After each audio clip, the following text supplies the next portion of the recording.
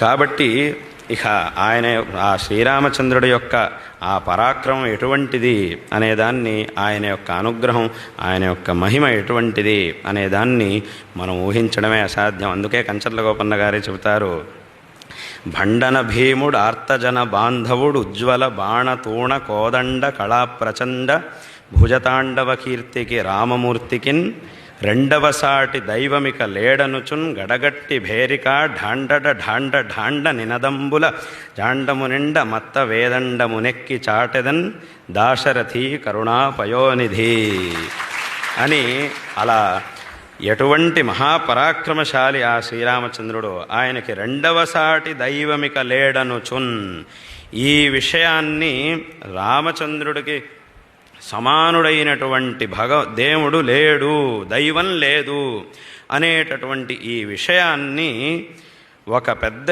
ఏనుగు మీదెక్కి ఘంటాఘోషంగా జగత్తు మొత్తం తిరిగి చెబుతున్నాను అని అంటారు ఆయన కంచర్ల గోపన్న గారు ఆ పద్యంలో.